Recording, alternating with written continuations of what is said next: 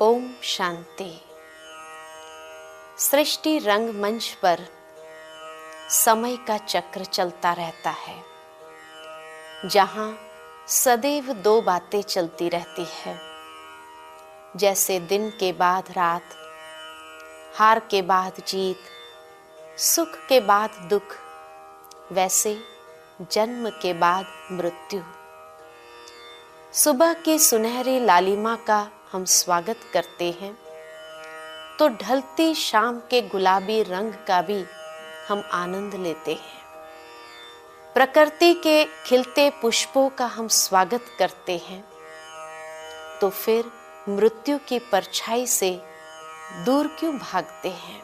वैसे जन्म और मृत्यु निश्चित बना हुआ है। वैसे ही जिसका जन्म है उसका मृत्यु भी निश्चित है। जन्म और मृत्यु वास्तव में एक ही सिक्के की दो बाजू है। मृत्यु अर्थात पुराना जर्जरीभूत वस्त्र का त्याग करना और नए वस्त्र को धारण करना। जिस प्रकार पुराने वस्त्र को छोड़ते समय हमें दुख नहीं होता है और नए वस्त्र धारण करने की खुशी होती है, इसी प्रकार ये शरीर भी एक वस्त्र है। आत्मा अजर अमर अविनाशी है। आत्मा कभी मरती नहीं है। मृत्यु अर्थात अपनी ड्रेस और एड्रेस चेंज करने का समय आ चुका है। मृत्यु अर्थात एक मकान को खाली कर नए मकान में जाने की प्रक्रिया। भले ही हम इस शरीर में कितने भी पुराने किराएदार क्यों न हो, परंतु एक न एक दिन इस मकान को खाली करना ही पड़ता है। यहाँ इस दुनिया का कायदा नहीं चलता है कि पुराने किराएदार को मकान खाली कराया नहीं जाएगा। नहीं, वो तो करना ही पड़ेगा। लेकिन मृत्यु अर्थात एक कमरे से दूसरे कमरे में जाने की प्रक्रिया। मृत्यु एक अद्भुत घटना है, जिसमें आत्मा अपने साथ अपने संस्कार और कर्म को साथ ले जाती है, और इसीलिए मृत्यु को चिर निद्रा भी कही गई है। वास्तव में जिसे हम मृत्यु अथवा शोक का प्रसंग मानते हैं, वह किसी और के घर में जन्म अथवा आनंद का प्रसंग बन जाता है, और जिसे हम जन्म का या आनंद का प्रसंग मानते हैं, वह किसी और के घर में मृत्यु अथवा शोक का प्रसंग बन जाता है। मनुष्य जीवन में वैसे 3 प्रसंग महत्वपूर्ण माने जाते हैं। सबसे पहला जन्म का प्रसंग। इस प्रसंग को हम बहुत सहज और स्वाभाविक रीति से स्वीकार कर लेते हैं, और आने वाले बात लगता है। दूसरा कारण उसका ये है कि भविष्य के बारे में कोई ज्ञान नहीं है। उस ज्ञान की कमी के कारण उसको भय लगता है कि अब मेरा क्या होगा। तीसरा कारण ये है कि जीवन भर मित्र संबंधियों के साथ बिताए हुए दिन, जिन मित्र संबंधियों से एक प्रकार का लगाव हो जाता है, मोह हो जाता है, और अंत समय वो मोह उसको खींचता है, इसलिए भी भय लगता है। चौथा कारण है कि मनुष्य ने जीवन भर कई पाप कर्म किए हुए हैं, जो पाप कर्मों का अंत घड़ी एक साक्षात्कार होता है। जिस प्रकार दिन भर के किए हुए कर्म रात को कभी स्वप्न के रूप में दिखाई देते हैं, इस प्रकार जीवन भर में किए हुए कर्म अंतिम समय एक फिल्म के समान व्यक्ति के सामने आ जाते हैं, और कभी कभी ये फिल्म देखने को अच्छी नहीं लगती है, इसलिए भय लगता है। पांचवा कारण है कि पता नहीं अब मेरा भविष्य जन्म कहाँ होगा, किस स्थिति में होगा, कैसे होगा, और उन बातों को जब सोचने लग जाता है तब उसको भय उत्पन्न होता है। और छठा कारण है कि अंतिम समय अकेलेपन का एहसास कि अब मेरे साथ कोई नहीं है। इन सब कारणों के कारण उसको इतना भय महसूस होता है कि अब मेरा क्या होगा। जिस व्यक्ति का पूरा जीवन सत्कार्य में व्यतीत हुआ हो वह मृत्यु से कभी डरते नहीं है। सत्कार्य अर्थात ज्ञान, भक्ति और वैराग्युक्त कर्म। सामान्य रीति से कभी भी किसी व्यक्ति की मृत्यु होती है तो उनके पीछे रोना, कुटना, काले वस्त्र पहनना, बहुत दिनों तक बाहर न निकलना आदि आदि अनेक रस्म रिवाज समाज में चलते आ रहे हैं। ये बाह्य विधि को तो हम अपना लेते हैं, परंतु ये बाह्य विधि के पीछे बहुत गहरा रहस्य है, जिस गहरे रहस्य को हम समझ नहीं पाते हैं। अब प्रश्न ये उठता है कि व्यक्ति की मृत्यु के बाद उनके पीछे कौन सी विधि करनी चाहिए कि जिस विधि करने से दूसरों को भी उनके जीवन में जीवन जीने की एक श्रेष्ठ प्रेरणा प्राप्त हो। मनुष्य जब शरीर छोड़ता है तो उस शरीर को अर्थी कहते हैं। अर्थी अर्थात जिस रथ में से रथी आत्मा निकल गई हो और वो खाली रथ है, जिसका कोई अर्थ नहीं रहा, इसलिए उसको अर्थी कहते हैं। दूसरे शब्द में उसको ननामी भी कहते हैं, अर्थात अब जिसका कोई नहीं रहा। ये शरीर 5 तत्व का बना हुआ है और अंत में ये शरीर 5 तत्व में विलीन हो जाना है। जब हमने ये शरीर को पाया था तो बहुत शुद्ध स्वरूप में पाया था, परंतु जीवन में चलते चलते हमने कई पाप कर्म करके इन शरीर की कर्मेंद्रियों को तथा शरीर के हर तत्व को अशुद्धि से भर दिया है। इसलिए हमारा कर्तव्य बनता है कि जब ये 5 तत्व को प्रकृति को समर्पण करते हैं तब उसका शुद्धिकरण करना आवश्यक है। और इसलिए प्राचीन काल में कई महान आत्माओं ने ऐसी विधि बनाई है कि जिससे एक एक तत्व का शुद्धिकरण होता है। जैसे व्यक्ति को शरीर छोड़ने के बाद जमीन को स्वच्छ करके साफ स्वस्थ करके सुलाया जाता है और फिर उसके ऊपर गंगा जल छिड़कते हैं। गंगा जल छिड़कने का भाव है कि शरीर के अंदर रहा हुआ जल तत्व का शुद्धिकरण। उसके बाद घी लगाया जाता है, अर्थात घी से अग्नि तत्व का शुद्धिकरण हो। उसके बाद चंदन लगाया जाता है, अर्थात चंदन से वायु तत्व का शुद्धिकरण हो। और तुलसी डाली जाती है मुख में, अर्थात आकाश तत्व का शुद्धिकरण हो। और फिर बची हुई राख को गंगा जल में प्रवाहित कर देते हैं, अर्थात कि सभी तत्व को शुद्धिकरण करके भूमि तत्व का भी शुद्धिकरण करके हम उसको प्रकृति को वापस समर्पण करते हैं। इस भाव से ये कहा किया गया है। स्मशान ले जाते वक्त अर्थी के पैर स्मशान के तरफ और सिर गांव के तरफ, घर के तरफ किया जाता है।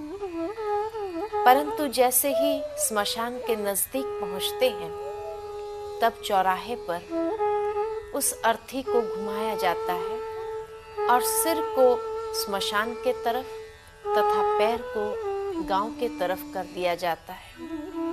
और साथ में जो मटकी ले जाते हैं उस मटकी को भी फोड़ दिया जाता है। इसका भावार्थ है कि जब व्यक्ति को स्मशान के ओर ले जाते हैं तब उसका संबंध संबंधियों से तथा भूमि से टूट गया है, इसीलिए उसके दिशा को भी चेंज कर दिया जाता है और मटकी को भी फोड़ा जाता है। जीवन अर्थात शिव का जीव से मिलने आना और मृत्यु अर्थात जीव का शिव से मिलने जाना। शायद इसीलिए शास्त्रवादी विद्वानों ने शिव का निवास स्थान स्मशान घाट दिखाया है। वास्तव में इस मुक्ति दिन पर बाह्य विधि के साथ साथ आंतरिक विधि भी अपनाई जाए तो सद्गत आत्मा को सच्ची मुक्ति का अनुभव हो सकता है, क्योंकि 12-13 दिन तक वो आत्मा हम सब के बीच में रहती है और हम सबकी याद उसको बहुत सताती है, बहुत खींचती है। तभी तो किसी कवि ने कहा है कि मृत्यु अर्थात मानव जीवन का सबसे बड़े ते बड़ा पर्व, बड़े ते बड़ा उत्सव है। संबंधियों के साथ संबंध तोड़ने के लिए कुदरत के नियम अनुसार हम 12वां या 13वां मनाते हैं। 13वां अर्थात मुक्ति का दिन, कि जब आत्मा हम सब के बीच से संबंधों को तोड़ते हुए विदाई लेती है। व्यक्ति की मृत्यु के पीछे दुखी होकर रोते रहने से उस आत्मा को भी दुख पहुंचता है, क्योंकि आत्मा सूक्ष्म स्वरूप से सब कुछ देखती रहती है। हम दुखी होकर के जब दुख व्यक्त करते हैं तो वो दुख के प्रकंपन भी आत्मा को पहुंचते हैं, क्योंकि लगभग 12-13 दिन तक वो आत्मा हम सब के बीच में निवास करती है। इसीलिए ऐसे समय पर दुखी होकर के हमें रोना नहीं चाहिए। इस पर एक कहानी याद आती है। एक बार एक छोटी लड़की थी, उसकी माँ ने अचानक शरीर छोड़ दिया और उस बच्चे का उस माँ के साथ बहुत लगाव था। दिन रात वो बच्ची रोती रहती थी, उसकी माँ को याद करती रहती थी। एक दिन जब वो लड़की रात को सोई हुई थी तो उसको स्वप्न दिखाई देता है और स्वप्न में मृत आत्माओं का समूह देखती है कि वो सभी कहीं जा रहे हैं। उस समूह के बीच उसने अपनी माँ को देखा और उसकी माँ के सिर के ऊपर एक पानी का घड़ा भरा हुआ था। उसकी माँ का चेहरा बहुत उदास था, बहुत दुखी था। ये देख करके वो बच्ची जाग गई और उठने के बाद भी वो बहुत दुखी होकर के रोती रही। दूसरी रात को जब फिर से वो सोई, उसे फिर से वो स्वप्न दिखाई दिया जिसमें दोबारा वो मृत आत्माओं का समूह देखा। फिर से उसने अपनी माँ को देखा, परंतु आज उसकी माँ के सिर पर 2 बड़े पानी के घड़े रखे हुए थे और उसकी माँ बहुत दुखी दिखाई दे रही थी, चेहरा बहुत उदास था। ये देखकर वो लड़की ने अपनी माँ से पूछ ही लिया कि माँ, तुम इतनी उदास क्यों दिखाई देती है और ये तेरे सिर पर क्या रखा हुआ है? कल तो एक ही घड़ा था, आज 2 घड़े हो गए। तब उसकी माँ ने कहा, बेटी, मेरा दुख का कारण तुम हो। ये पानी का घड़ा जो दिखाई दे रहा है, जितना तुम रोती जाती हो, ये पानी इकट्ठा इस घड़े के अंदर होता जाता। इसलिए तुम अभी दुखी न हो और रोना बंद करो, क्योंकि नहीं तो उतनी ही ज्यादा तकलीफ मुझे होने लगती है। जैसे ही वो लड़की ने ये बात सुनी, उसी वक्त उसने रोना बंद कर दिया। अर्थात सही बात है कि हम जितना दुखी होकर के रोते हैं, उतना वो सद्गत आत्मा को हमारी याद खींचती है और उसके सही स्वरूप से मुक्ति नहीं हो सकती है। वो आत्मा हमारे आसपास भटकती रहती है। लगभग 12-13 दिन तक वो हमारे बीच में ही रहती है। इसलिए सद्गत आत्मा के पीछे दुखी होकर रोते रहने से वो आत्मा दुख और अशांति को महसूस करती है।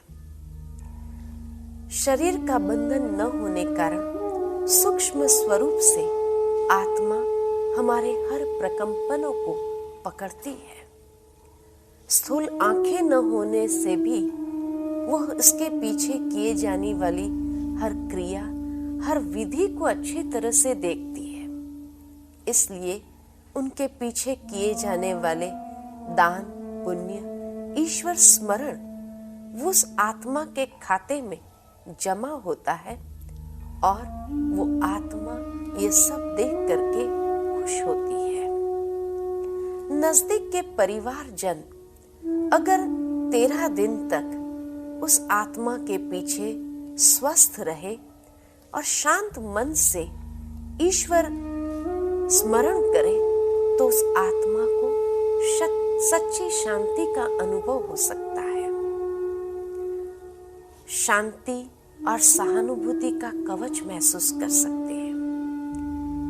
नजदीक के परिवारजनों का यही सबसे बड़ा सहयोग है और एक फर्ज भी है कि उस आत्मा के पीछे हम उसको शांति का दान दें, क्योंकि जितना हम उसको शांति का दान देते हैं, उतना उस आत्मा को शांत और शक्ति प्राप्त होती है। इसीलिए तो कई बार कई घरों में 13 दिन तक सत्कार्य किए जाते हैं, सत्संग का आयोजन किए जाते हैं, जिससे घर का वातावरण भी स्वस्थ बना रहे और उस आत्मा को भी उसकी सूक्ष्म में शक्ति प्राप्त होती है। गई हुई आत्मा की अंतिम इच्छा को जान लिया हो तो उसे पूर्ण अवश्य करना चाहिए। गई हुई आत्मा के पीछे हम मित्र संबंधियों को कुछ अच्छी किताबें, अच्छी कैसेट्स आदि दे सकते हैं तथा शांति शिविर या शांति प्रवचनों का आयोजन कर सकते हैं, क्योंकि महत्वपूर्ण बात यह है कि मृत्यु जैसे घटना का सामना हर एक इंसान को करना ही पड़ता है, आज नहीं तो कल। तो क्यों न हम अपने मृत्यु को भी सुधार लें। तभी तो भजनों में कई भक्त यही गाते हैं कि भक्ति करते प्राण तन से छूटे, ऐसा वरदान मांगू तुझसे प्रभु। एक अंग्रेज कवि ने कहा है, हे मानव, अंत समय तेरे चेहरे पर मुस्कान हो। व्यक्ति जब मृत्युशैया पर होता है तो अंत घड़ी उसके परिवारजन उनको राम राम नाम बुलवाने का प्रयत्न करते हैं, परंतु अंत समय भगवान की याद उसी आत्मा को आती है जिसने जीवन भर अभ्यास किया हो, पुरुषार्थ किया हो परमात्मा को याद करने का। इस पर एक कहानी याद आती है कि एक बार एक व्यक्ति गुनाह करते पकड़ा गया। उस पर केस चला तो पता चला कि उसने बहुत सारे अपराध किए हैं। फलस्वरूप उसको फांसी की सजा सुनाई गई। उस व्यक्ति से पूछा गया, तुम्हारी कोई अंतिम इच्छा है? तब उस व्यक्ति ने कहा, एक अंतिम इच्छा है कि मैंने जो भी गुनाह किया अकेले नहीं किया, मेरे हर कर्म में मेरा एक साथी था जिसका भी बराबर हिस्सा है ये सारे गुनाह करने में। मैं उसे मिलना चाहता हूं, ताकि अगर सजा मुझे मिले तो उसे भी मिलनी चाहिए, ताकि आगे भी हम साथ जाएं और साथ रहें। उसे इजाजत मिली। वो गया अपने मित्र के पास में और जाकर कहने लगा, देखो भाई, हमने जो कर्म किए, जो गुनाह किए, सब साथ मिलकर के किए। अब अगर मुझे सजा मिली है तो क्यों नहीं ये सजा भी हम साथ साथ भोग ले, ताकि आगे के लिए भी हम साथ रहें। जैसे ही वो मित्र ने ये बात सुनी, मित्र ने कहा, नहीं, मैं अभी तेरे साथ नहीं चल सकता हूं। मेरा रास्ता आज से अलग हो गया। तू पकड़ा गया, अब सजा तो तुझे ही भोगनी पड़ेगी। और ऐसे कहते हुए एकदम उसको साफ मना कर दिया उसके साथ जाने के लिए। तब उस व्यक्ति को अपने एक दूसरे मित्र की याद आई, जिसके साथ कभी कभी वो मिलता था या कभी कभी साथ मिलके कर्म किए। उसके पास गया, उसे सारी बात सुनाई। उसको थोड़ी बहुत सहानुभूति भी हुई, लेकिन उसने कहा, देखो भाई, मैं तेरे साथ चल नहीं सकता हूं, क्योंकि मैंने तेरे जितने तो गुनाह किए नहीं, और इसलिए मैं तुझे दरवाजे तक छोड़ देता हूं। बाकी अंदर जाना तुम्हारा काम, ये सजा भोगना तुम्हारा काम। मैं जब पकड़ा जाऊंगा तब देखा जाएगा। तब उसको तीसरे मित्र की याद आई, जिसके प्रति बहुत कम उसका ध्यान जाता था। उसने सोचा, चलो उसके पास ही चला जाता हूं, कहीं वो साथ चलने के लिए तैयार हो। उसके पास गया और कहने लगा, देखो भाई, मैंने हमेशा तो तुम्हें याद नहीं किया, लेकिन आज तुम्हारी याद आती है। कैसे मैं पकड़ा गया हूं। अगर तुम साथ चलने के लिए तैयार हो तो प्लीज चलो मेरे साथ। उस व्यक्ति ने कहा, ठीक है, मैं चलता हूं, परंतु जो कुछ भी होगा सच सच साफ साफ बता दूंगा। ठीक है, चला उसके साथ और सारी बातें साफ साफ स्पष्ट बता दी। तो जो मालूम नहीं था लोगों को, वह भी मालूम पड़ गया, और इस तरह उसको अपनी सजा भोगनी पड़ी। इसी तरह हमारे जीवन में भी हमारे 3 मित्र हैं। सबसे पहला मित्र है ये शरीर, जिसके साथ मिलकर के हम हर कर्म करते हैं। एक कर्म भी ऐसा नहीं जो शरीर के साथ मिलकर के न किया हो, परंतु जिस दिन बुलावा आता है उस वक्त ये शरीर सबसे पहला साथ छोड़ देता है। एक कदम भी आगे नहीं बढ़ता है। रास्ते में होगा तो वहीं साथ छोड़ देगा। भले कर्म साथ में किए, लेकिन सजा आत्मा को अकेले भोगना पड़ता है। शरीर उसी वक्त कह देता है कि अब मेरा रास्ता अलग, तुम्हारा रास्ता अलग। मैं तो प्रकृति में जाकर फिर से मिल जाऊंगा। अब जो भी सजा भोगना होगा तुम्हें भोगना होगा।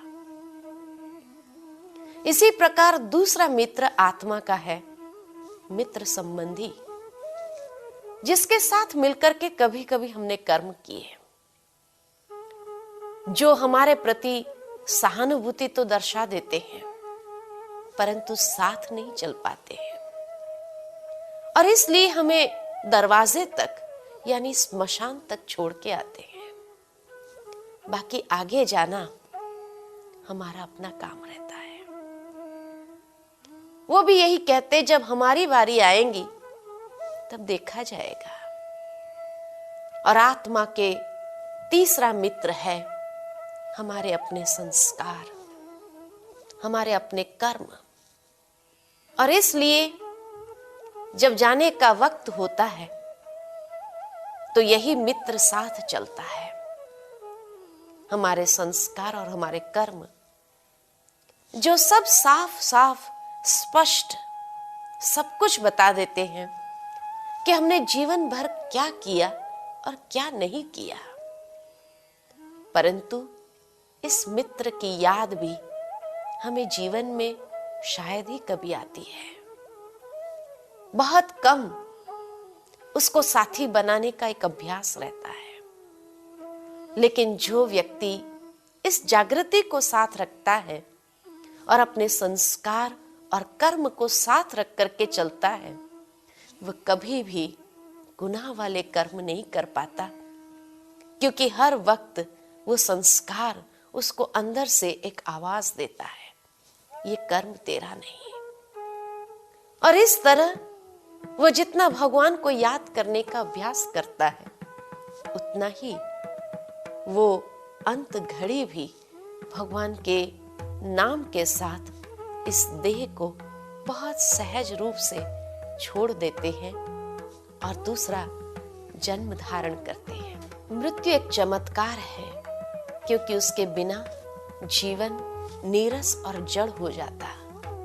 जरा सोचो, अगर संसार में मृत्यु ही नहीं होता तो आज इंसान का क्या हाल हो जाता।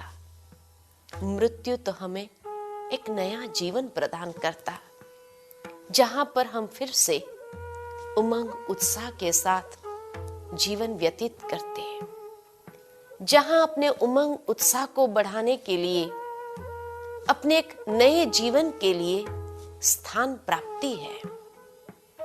मृत्यु हमें एक ऐसा जीवन देता है जहां ताजगी के साथ हम एक नया जीवन आरंभ करते हैं। तो इसलिए मृत्यु कोई बुरा नहीं है।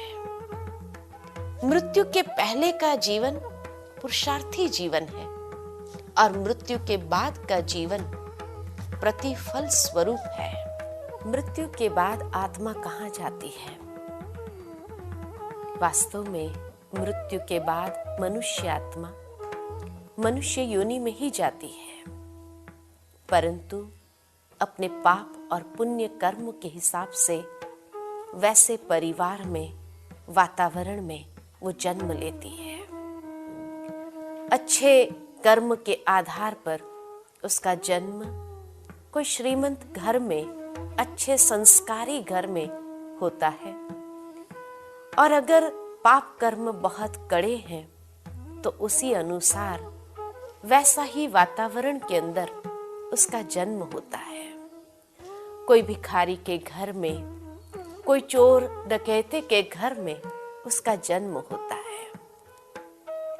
वैसे आत्मा 12-13 दिन के बाद माता के गर्भ में प्रवेश कर अपने नए जीवन की यात्रा आरंभ करती है। परंतु कोई कोई आत्मा समय के हिसाब से 1 मास के बाद भी गर्भ में प्रवेश करती है। और अगर कोई आत्मा की मनोकामना अधूरी रह गई हो, तो जब तक वो आत्मा पूरी नहीं करती है उसको, तब तक उसको प्रेत आत्माओं की योनि में कुछ समय तक भटकना भी पड़ता है। इसलिए भारत में ये प्रथा चली आती है हर वर्ष पितृ आदि को खिलाने की। अब प्रश्न ये उठता है कि क्या मृत्यु के ऊपर विजय प्राप्त की जा सकती है? जी हाँ, मृत्यु के ऊपर विजय प्राप्त कर सकते हैं। विजय प्राप्त करने का भाव मृत्यु को टालने का नहीं है। मृत्यु को टाली नहीं जा सकती है, परंतु उसको सुधारी भी जा सकती है और उस पर विजय भी प्राप्त किया जा सकता है। मृत्यु को सुधारने के लिए जीवन को सुधारना आवश्यक है, और विजय प्राप्त करना अर्थात ऐसे श्रेष्ठ कर्म करे जो मरने के बाद भी वो व्यक्ति अमर हो जाता है, अर्थात उसके कर्म अनेक आत्माओं के लिए प्रेरणा रूप बन जाता है, वो न होते हुए भी उसका नाम सदा अनेक व्यक्तियों के हृदय में बसने लगता है। बाकी दुनिया का ऐसा कोई सर्जन नहीं है जो मृत्यु को टाल सके। विज्ञान ने अपने क्षेत्र में कई प्रगति तो अवश्य की है। विज्ञान के प्रगति के आधार पर मनुष्य का आयुष्य थोड़ा बहुत बढ़ाया भी जा सकता है, परंतु ये कभी नहीं हो सकता कि व्यक्ति की मृत्यु को टाल सके। मृत्यु के ऊपर विजय प्राप्त करने के लिए तो व्यक्ति को कालों का महाकाल पिता परमात्मा के साथ संबंध जोड़ना होगा। और इसलिए कहा जाता है कि अगर व्यक्ति अपने जीवन में आत्मिक स्थिति का अभ्यास करे, पिता परमात्मा के साथ एक अविनाशी संबंध जोड़े और जीवन को पवित्र बनाए, तो वही अमरनाथ पिता परमात्मा के साथ मिलकर के जो कर्म होंगे वो सदा श्रेष्ठ कर्म होंगे। इस रीति से मृत्यु के ऊपर विजय प्राप्त कर सकता है। सतयुग को अमर लोक भी कहा जाता है, जहां आत्मा अमरत्व को प्राप्त करती है।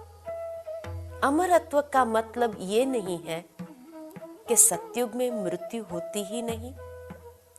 सतयुग में भी आत्मा शरीर तो छोड़ती है, परंतु उसका शरीर छोड़ना ऐसे होता है जैसे सहज वस्त्र उतारना है।